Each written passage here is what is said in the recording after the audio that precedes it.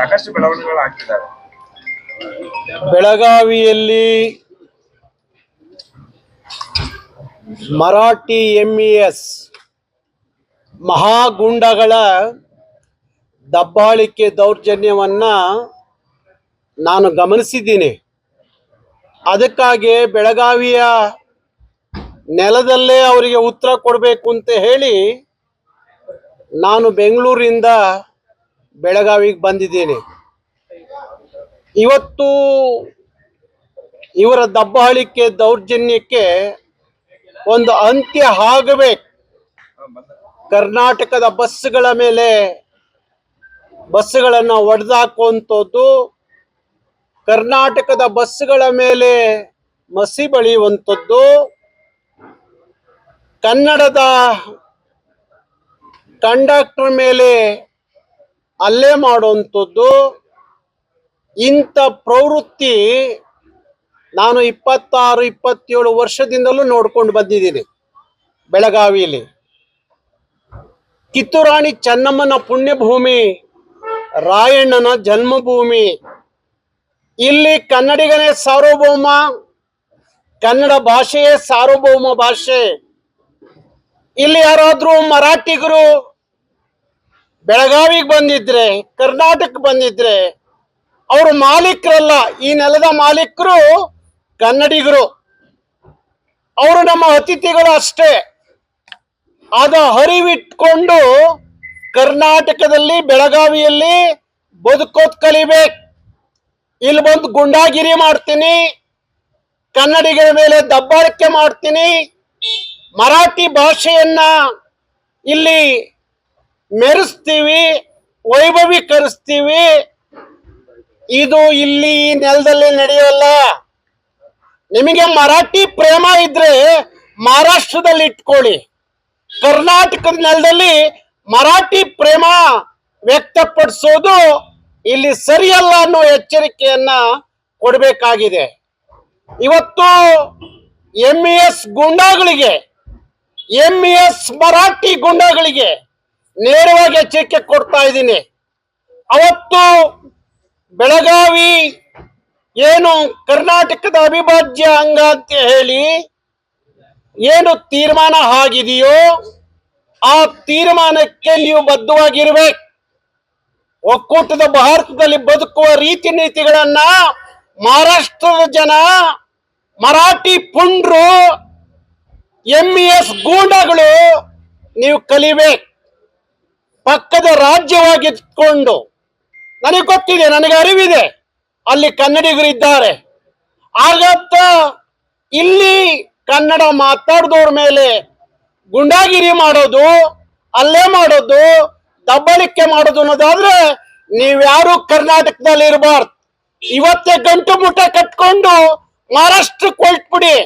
ಇಲ್ಲಿ ಬದುಕ್ಬೇಕು ಅನ್ನೋದಾದ್ರೆ ಕನ್ನಡ ಮಾತಾಡೇ ಬದುಕ್ಬೇಕು, ಕನ್ನಡಿಗರಾಗೇ ಬದುಕ್ಬೇಕು ಹೊರತು ನಿಮ್ ಭಾಷೆ, ನಿಮ್ ಸಂಸ್ಕೃತಿ ಅದು ಮಹಾರಾಷ್ಟ್ರದಲ್ಲಿ ಇಟ್ಕೋಬೇಕು, ಕರ್ನಾಟಕದ ನೆಲದಲ್ಲಿ ನಡೆಯಲ್ಲ. ಇದನ್ನ ಅರ್ಥ ಮಾಡ್ಕೊಳ್ಳಿ. ನಿಮ್ಮ ಬೇರುಗಳನ್ನೆಲ್ಲ ಕಟ್ ಮಾಡಿದ್ದೀವಿ. 7 ಜನ ಶಾಸಕರು ಗೆದ್ದು ಬರ್ತಿದ್ರು, ಇವತ್ತು ಒಬ್ಬ MES ಶಾಸಕ ಇಲ್ಲ. ನಿಮಗೆ ಇನ್ನೂ ಬುದ್ಧಿ ಬಂದಿಲ್ವಾ? ನಿಮಗೂ ಇನ್ನೂ ಯಾಕೆ ಬುದ್ಧಿ ಬಂದಿಲ್ಲ? ಕರ್ನಾಟಕದ ಒಳಗಡೆ ಈ ತರದ ದೌರ್ಜನ್ಯ ದಬ್ಬಾಳಿಕೆಯನ್ನ ಕರ್ನಾಟಕ ರಕ್ಷಣಾ ವೇದಿಕೆ ಯಾವತ್ತೂ ಸಹಿಸಿಲ್ಲ, ಮುಂದೂ ಸಹಿಸಲ್ಲ.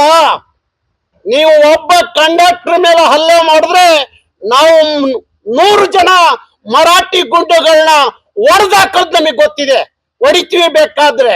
ಅದಕ್ಕಾಗೆ ಬಂದಿದ್ದೀವಿ. ಈ ತರ ದೌರ್ಜನ್ಯವನ್ನ ನಿಲ್ಲಿಸಿ, ಇಲ್ಲದೆ ಹೋದ್ರೆ ಇಡೀ ಬೆಳಗಾವಿಲಿ ಒಬ್ಬ ಮರಾಠಿ ಇರೋದು ಕಷ್ಟ ಆಗುತ್ತೆ. ಇದನ್ನ ಅರ್ಥ ಮಾಡ್ಕೊಳ್ಳಿ. ಕನ್ನಡಿಗರನ್ನ ಕೆಡಕ್ಬೇಡಿ. ಪುಲಿಕೇಶಿಯ ಇತಿಹಾಸವನ್ನ, ಮಯೂರ ವರ್ಮನ ಇತಿಹಾಸವನ್ನ, ರಾಯಣ್ಣನ ಇತಿಹಾಸವನ್ನ, ಚನ್ನವನ ಇತಿಹಾಸವನ್ನ, ಸಿಂಧೂರು ಲಕ್ಷ್ಮಣನ ಇತಿಹಾಸವನ್ನ ಒಮ್ಮೆ ಓದ್ಬಿಟ್ರೆ, ಒಮ್ಮೆ ತಿಳ್ಕೊಂಡ್ಬಿಟ್ರೆ ಕನ್ನಡಿಗರ ಇತಿಹಾಸ ಎಂತದ್ದು ನಿಮಗೆ ಅರ್ಥ ಆಗತ್ತೆ. ಇವತ್ತು ಏನೋ ನೀವು ಬದುಕಲಿಕ್ಕೆ ಅಂತ ಹೇಳಿ ಕರ್ನಾಟಕಕ್ಕೆ ಬಂದಿದ್ದೀರಿ, ಬೆಳಗಾವಿಗೆ ಬಂದಿದ್ದೀರಿ. ಕರ್ನಾಟಕದ ನೆಲ ಬಾರಿ ಶಾಂತ ಪ್ರಿಯವಾದಂತ ನೆಲ. ಎಲ್ಲರನ್ನ ನಾವು ಸಹಿಸ್ಕೊಂಡಿದ್ದೀವಿ, ನಿಮಗೆ ಬದುಕು ಕೊಟ್ಟಿದ್ದೀವಿ, ಇಲ್ಲಿ ನಿಮ್ಮ ಬದುಕನ್ನು ಕಟ್ಕೊಂಡಿದ್ದೀರಿ. ಕನ್ನಡಿಗರಾಗಿ ಕನ್ನಡದ ಋಣವನ್ನ ತೀರಿಸ್ಬೇಕು, ಈ ನೆಲದ ಋಣವನ್ನ ತೀರಿಸ್ಬೇಕು. ಅದು ಬಿಟ್ಟು ಕರ್ನಾಟಕದ ನೆಲದಲ್ಲಿ ಕನ್ನಡ ಮಾತಾಡಿದ್ರೆ ಗುಂಡಾಗಿರಿ ಮಾಡ್ತೀವಿ ಅಂದ್ರೆ ಆ ಗುಂಡಾಗಿರಿ ಮಾಡುವ ಕೈಗಳು ಮುಂದೆ ಇರೋದಿಲ್ಲ ಅನ್ನೋ ಎಚ್ಚರಿಕೆಯನ್ನ ಕೊಡ್ತೀವಿ. ಅದಕ್ಕೋಸ್ಕರ ನಾನು ಬಂದಿದ್ದೀನಿ. ನೀವ್ಯಾರು ನಿಮಗೆ ಮರಾಠಿ ಪ್ರೇಮ ಇದ್ರೆ ಮಹಾರಾಷ್ಟ್ರದಲ್ಲಿ ಇಟ್ಕೊಳ್ಳಿ. ಇನ್ನು ಮೇಲೆ ಕರ್ನಾಟಕದ ನೆಲದಲ್ಲಿ ನಡೆಯಲ್ಲ.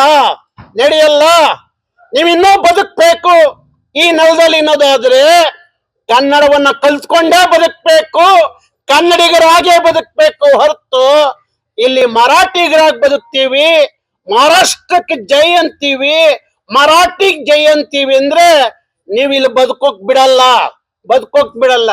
ನೀವೆಂತವ್ರು ನೀವ್ರು? ಯಾಕೆ ನಡ್ಕೋತಾ ಇದ್ದೀರಿ? ಒಂದು ಒಕ್ಕೂಟದ ಭಾರತದೊಳಗಡೆ ಅಕ್ಕಪಕ್ಕ ರಾಜ್ಯದಲ್ಲಿ ಯಾಕೆ ಬದುಕಬೇಕು ಅನ್ನೋ ಅರಿವಿಲ್ಲ ನಿಮಗೆ.